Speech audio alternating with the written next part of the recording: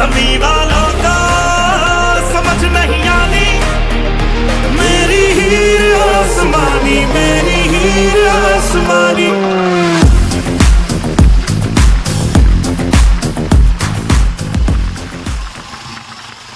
Hello friends and welcome back to Srikanth's blog. It's been quite a long time since I post my last blog.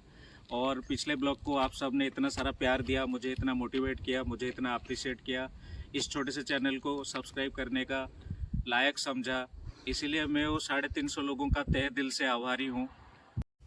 जो भी problems मैंने आपको मेरे गाड़ी में बताया था वो कोई कॉमन प्रॉब्लम नहीं थे, उसका बहुत सारा ना साइकोलॉजिकल चीज़ें भी था ब्रांड को लेके, और बहुत सारा चीज़ें लोग उसको प्रॉब्लम समझते ही नहीं थे, खुद कंपनी वाले भी उसको प्रॉब्लम समझते ही नहीं थे। लेकिन मुझे पता था वो प्रॉब्लम इस गाड़ी में है। मैं बताऊंगा आगे जाके कि वो प्रॉब्लम सब क्या है और उसके लिए मुझे कितना किससे लड़ना पड़ा, कहाँ से इन्फॉर्मेशन निकालना पड़ा। प्रॉब्लम कॉमन नहीं थे, इसलिए यूट्यूबर्स उसको ऑनलाइन डिस्कस नहीं करते थे। जो भी कंप्लेन करते थे उनको पता नहीं था कि उसका सॉल्यूशन क्या हो सकता है। अगर सॉल्यूशन था भी तो कंपनी उनको सॉल्यूशन प्रोवाइड नहीं कर रहा था। ये सब चीज़ों को लेके स्क्रैम 411 का इमेज काफ़ी ख़राब हो रहा था। फिर मैंने समय दिया, लोगों से बात किया, ऑनलाइन फोरम में रिसर्च किया, बहुत सारे यूट्यूब्स में कम से कम मैंने हिमालयन का 50 से 100 वीडियो डिटेल में देखा।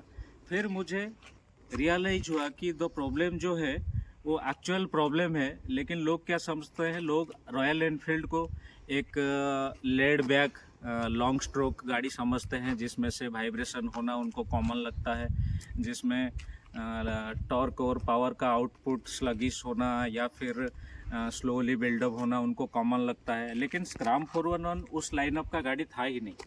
स्क्रैम्बलर के हिसाब से इसको डेवलप किया गया था। इसका जो इंजन ट्यूनिंग था वो टॉर्की इंजन के हिसाब से ट्यून किया गया है। उसका परफॉर्मेंस बहुत स्मूथ रहना चाहिए था, जैसे कंपनी ने प्रॉमिस किया था। उस गाड़ी में वो सब चीज़ें मुझे नहीं फील हो रहा था, जिसको लेके मैंने पहले सर्विस में कंपनी को जो भी सब चैलेंज किया था, उसका जो भी आउटपुट मिला था, मैंने पहले ब्लॉग में आप सबको बताया था। फिर जब मैंने ये सारे प्रॉब्लम्स को लेके दूसरी बार रॉयल एनफील्ड को फेस किया, पहले तो मैंने उनको मेल वगैरह डाला था कि देखिए मेरा गाड़ी में ये प्रॉब्लम है और सर्विस सेंटर वाले इसको सॉल्यूशन कुछ मुझे दे नहीं रहे हैं, और मुझे गाड़ी चलाने में बिल्कुल मज़ा नहीं आ रहा है। लगभग 3.25 लाख रुपए का गाड़ी पे मैंने इन्वेस्ट किया है, और गाड़ी में इतने सारे दिक्कत है, इतने सारे फिनिश लेवल पे, इतने सारे फिटिंग्स लेवल पे इशू है, मुझे लग रहा है कि मेरा पैसा बर्बाद हो गया है। तो ये सब प्रॉब्लम को लेके जब मैंने सेकंड टाइम आरी वालों के पास गया तो वो लोग ये सब चीज़ों को अवॉइड करने को कोशिश किए, क्योंकि उनको पता था उनके गाड़ी में क्या दिक्कत आ रही है। उसमें खर्चा मोटा था, लेकिन वो वारंटी में कवर था, इसीलिए शायद वो लोग हिचकिचा रहे थे वो चीज़ करने के लिए। बार बार मुझे गाड़ी 15 से 20 दिन तक लेके शोरूम में छोड़ना पड़ता था। हर बार बिना सोल्यूशन वाले काम से ही मुझे संतुष्ट होना पड़ रहा था, और मैं गाड़ी को लेके वापस आता था, फिर चिढ़ लगता था, फिर उन लोग के पास जाता था। फिर मैंने सोचा कि जल्दबाजी में स्क्रैम का और 2-4 ब्लॉग छोड़ने से बेहतर है कि गाड़ी को टाइम दिया जाए, उसका प्रॉब्लम को सॉल्व किया जाए, ताकि आप लोग के साथ प्रॉब्लम का सॉल्यूशन भी शेयर की जा सके। चलिए एक एक करके मुद्दों पे आते हैं, एक एक करके प्रॉब्लम के बारे में बात करते हैं, और उसका क्या सॉल्यूशन निकला उसके बारे में मैं आपको बताते रहूँगा।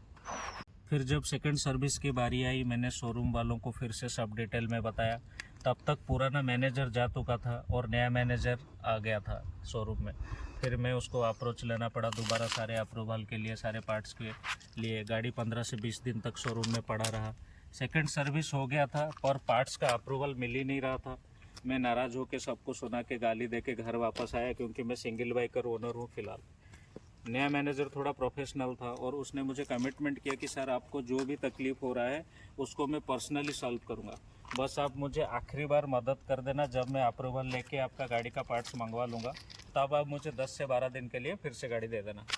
मैं हाँ बोल दिया, क्योंकि बस एक ही आखिरी बार उनके बात से पे मुझे भरोसा करना था। फिर मैं गाड़ी बेच देता और कोई दूसरा ब्रांड का जैसे ट्रायम्फ का 400X स्क्रैम्बलर ले लेता, या थोड़ा एक्सपेंसिव कोई भी बाइक ले। उन्होंने मुझे कॉल करके बुलाया गाड़ी देने के लिए, जहाँ पे गाड़ी का इंस्पेक्शन होगी और ऑडियो वीडियो प्रूफ बनेगी, सर्विस रिकॉर्ड्स वगैरह डलेगी, फिर अप्रूवल के लिए भेजा जाएगा, फिर पार्ट्स मंगाया जाएगा।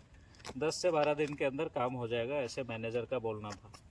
मैं परेशान था, सोचा कि एक आखिर बार और सही गाड़ी दे आया।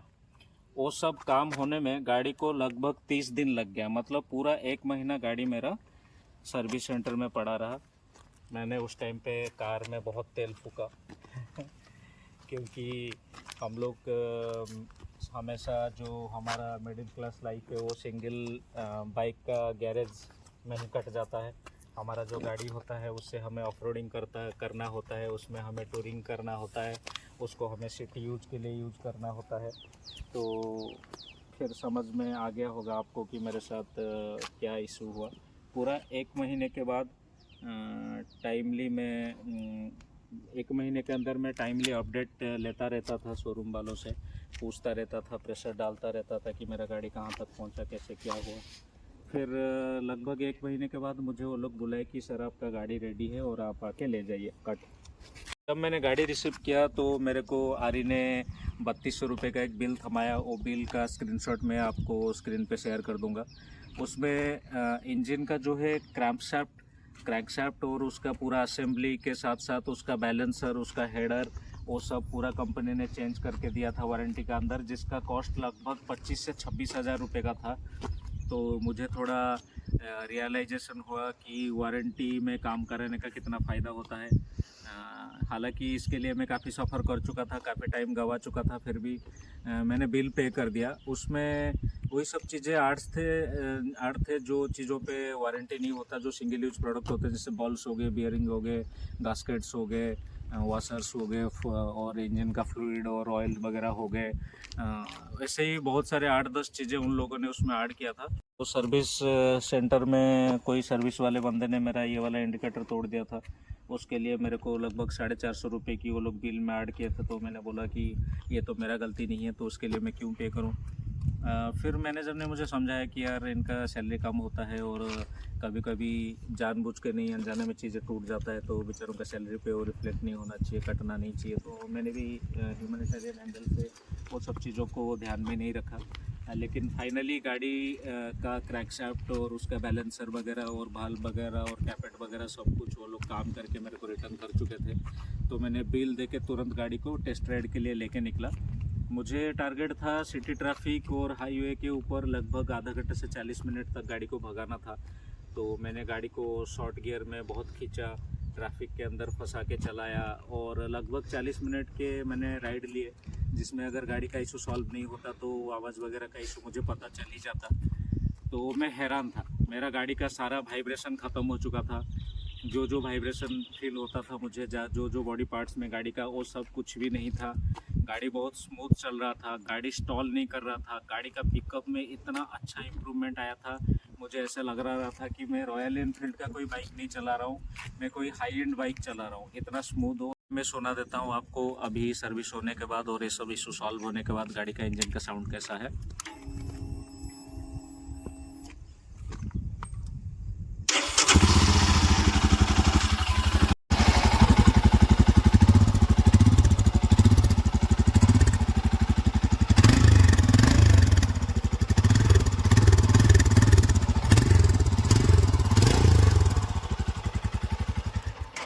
दूसरे सबसे बड़ा प्रॉब्लम था वो था इस गाड़ी का जो हैंडल है आई मीन, वो चलाते टाइम थोड़ा राइट साइड को टिल्ट होकर रहता है।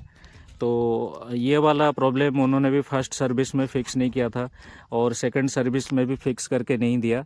इसका जो मैंने पता किया और मुझे बहुत सारे लोगों से बात करने पे या खुद का नॉलेज बढ़ाने के बाद जो मुझे पता चला कि ये उसका बहुत ही पुराना बीमारी है, जो हिमालयन में भी पहले था और स्क्रैम में भी है। इसका प्रॉब्लम है ये कॉन्सेट का, जिसके वजह से जो आगे का हिस्सा है इसका, ये बहुत सारा प्रॉब्लम फेस करता है। ये एक मेजर इशू है इस गाड़ी में। कॉन्सेट सही से सेट नहीं हुआ है, इसीलिए गाड़ी थोड़ा राइट को टिल्ट होकर रहता है। आप सबको पता है इसका जो फ्रंट टायर है वो 19 इंचेस का है और सामने बहुत ही शायद 43-44 mm का, 42 mm का बड़े सस्पेंशन लगा हुआ है, जो कि काफ़ी भारी है। तो ये गाड़ी थोड़ा टॉप हेवी रहता है। तो जब ये हैंडल कॉन्सेट के वजह से थोड़ा राइट टिल्ट होके रहता है तो उसमें दिक्कतें बहुत ख़तरनाक वाले हैं, जो ऐसे आप समझ नहीं पाओगे, अगर जोड़ोगे चीज़ों को तो समझ जाओगे। अभी जैसे मेरा इंजन का इशू था और गाड़ी स्टॉल कर रहा था, जो भी रीज़न था उसका, क्रैंकशाफ्ट वगैरह का या थ्रोटल बॉडी रिस्पॉन्स का या जो भी था, उसके वजह से क्या होता ना, काफ़ी बार गाड़ी चलते चलते हाई स्पीड में से अगर लो स्पीड में ला दिया गया तो गाड़ी हॉल्ट हो जाता था। लेकिन गाड़ी का मोमेंटम के वजह से क्या होता था ना, आगे की तरफ एक झुकाव आ जाता था, तो उससे गाड़ी कभी कभी इम्बैलेंस हो जाता था और गिरने का लेवल पे आ जाता था। अगर आपका हाइट 5 फुट 6 इंच या उससे कम है तो उस सिचुएशन में आपके लिए थोड़ा वो डिफ़िकल्ट हो जाएगा संभालने के लिए। और दूसरा चीज़ है कि अगर आप कहीं से एक बहुत ही छोटा राइट साइड का टर्न काट रहे हो, समझ लीजिए आपको अर्जेंटली एक छोटा राइट यू टर्न मारना पड़ा, तो उस टाइम पे ये सारा लोड जो है राइट साइड की तरफ शिफ्ट हो जाता है, क्योंकि ये हैंडल राइट साइड को टिल्ट है, तो उस टाइम पे भी वो थोड़ा राइट साइड को झुकाव आता है। और अगर पिलियन बैठा हुआ होता है तो फिर और थोड़ा लोड राइट साइड को आ जाता है। अगर आप पैर लगा के सही से बैलेंस नहीं करोगे तो आप गिर सकते हो। मैं लगभग 2 बार गिर चुका हूँ और गिर के मेरा ये लीवर एक बार टूट चुका है, जिसको मैं आरी से रिप्लेस कर चुका हूँ। ये चीज़ अच्छा है कि आरी का जो छोटे मोटे पार्ट्स है, जैसे ये इंडिकेटर्स और लीवर वगैरह हो गए, ये ज़्यादा एक्सपेंसिव नहीं है। ये आप छोटे मोटे चीज़ें आप कम पैसा दे के तुरंत चेंज करवा सकते हो। ये सब चीज़ें इस गाड़ी का अच्छा है। हालांकि ये प्रॉब्लम इस बार भी सॉल्व नहीं हुआ और मैनेजर ने मुझे बोला कि अभी अभी गाड़ी का इंजन का इतना बड़ा काम हमने किया है, तो इसका हैंडल का जो कॉन्सेप्ट का इशू है, जो राइट टिल्ट होकर रह रहा है, उस प्रॉब्लम का सॉल्व वो लोग करके थर्ड सर्विस के तक दे देंगे। और हाँ, ये बताने में आपको भूल गया कि जो मेरे को वो इंडिकेटर के लिए 450 रुपये जैसा ज़्यादा देना पड़ा था, पीछे का इंडिकेटर के लिए, जो उनका एम्प्लॉय की वजह से टूटा था, तब जब मैंने उनको इस बात पे कन्फ्रंट किया तो मैनेजर ने मुझे कमिट किया कि मैं आपको रिटर्न में दे दूंगा, आपका 5th सर्विस जो है वो फ्री रहेगा। ऐसे मेरा गाड़ी 5,000 पे सेकंड सर्विस लिया है, तो 10,000 पे थर्ड सर्विस, 15,000 पे 5वां सर्विस मेरा फ्री हो गया, जो लगभग 20,000 किलोमीटर पे आएगी।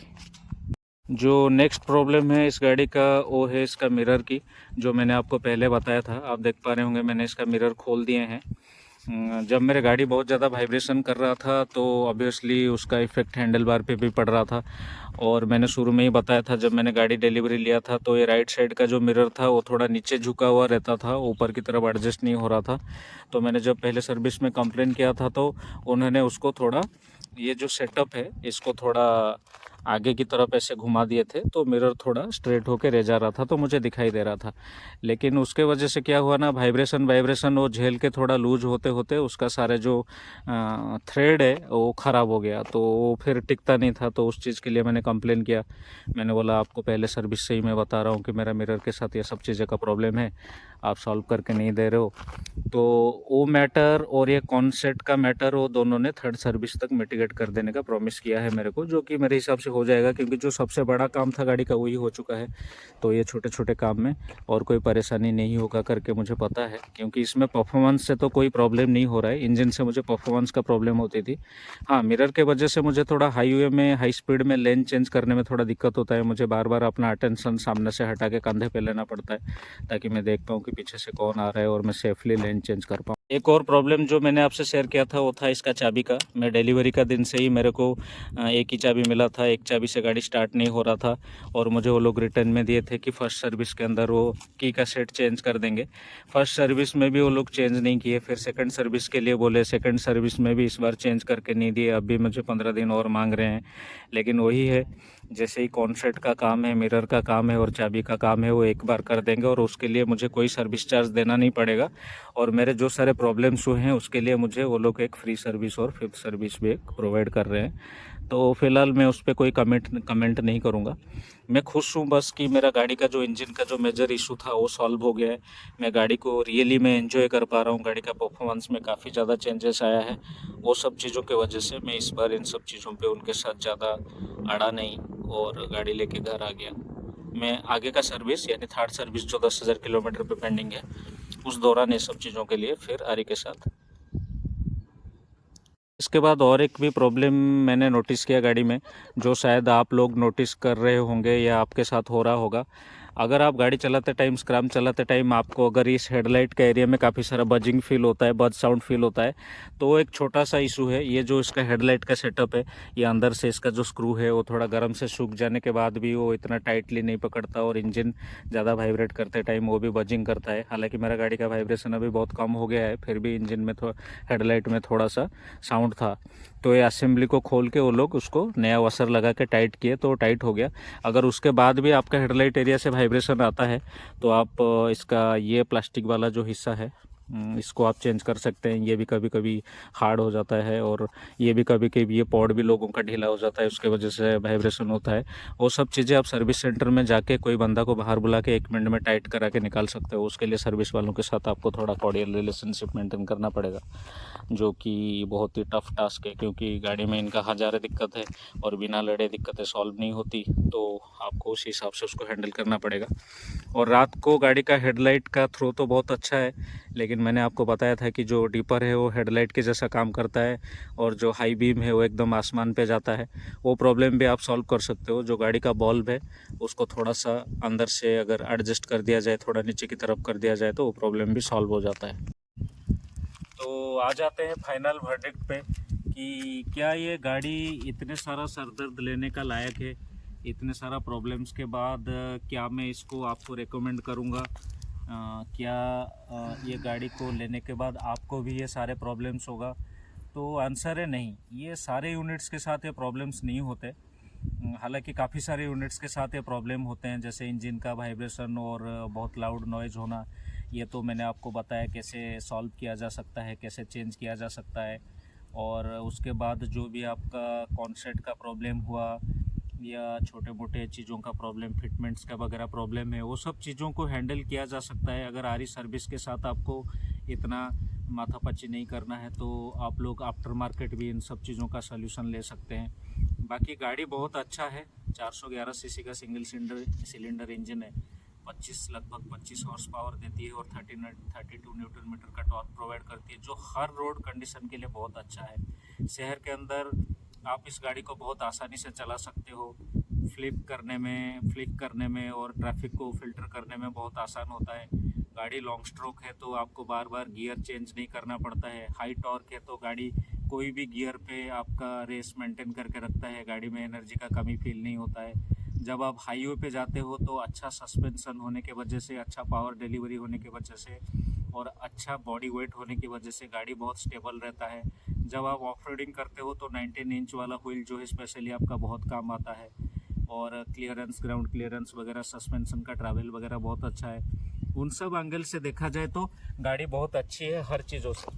अगर आपको कोई दिक्कत नहीं है इन सब चीज़ों से, जैसे छोटे छोटे फिटमेंट्स रिलेटेड इशू है जो आरी में रहते आए हैं, या तो फिर अगर आपका गाड़ी में कोई बड़ा इशू है लड़के आरी से उसको वारंटी के अंदर सॉल्व कराने में, तो आप ये गाड़ी ज़रूर ले सकते हैं। बाकी रहा बात, मैंने इस गाड़ी के लिए 4th और 5th ईयर का एक्सटेंडेड वारंटी के लिए 6,000 रुपये पे किया है।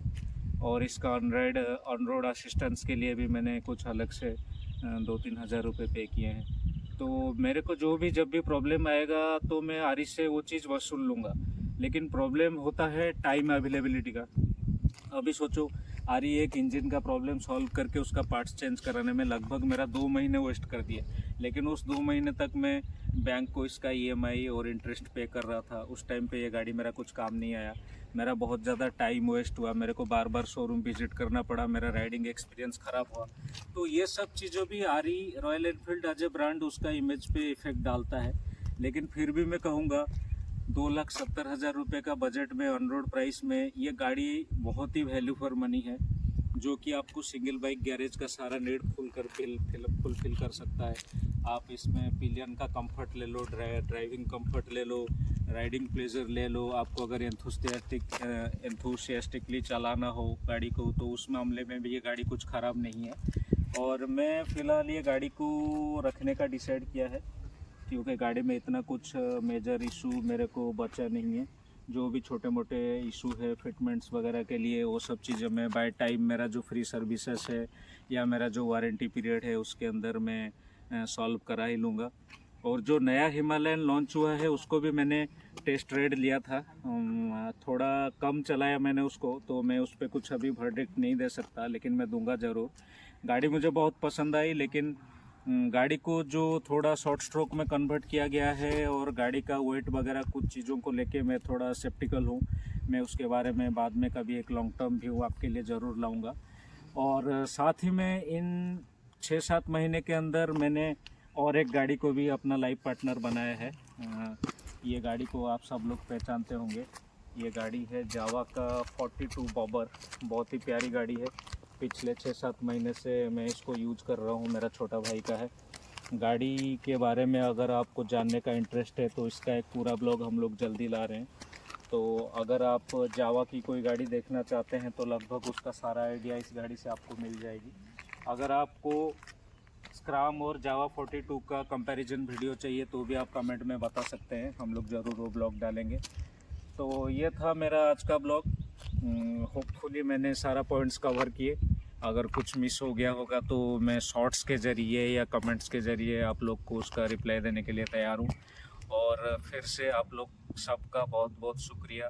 आपने मेरा चैनल को सब्सक्राइब किया, मेरा वीडियो को सराहा, मुझे इंस्पायर किया, और मुझे एक ब्लॉगर बनने में जो भी आपका एफर्ट्स है उसके लिए मैं बहुत शुक्रगुजार हूँ। Thank you. Signing out. Piece.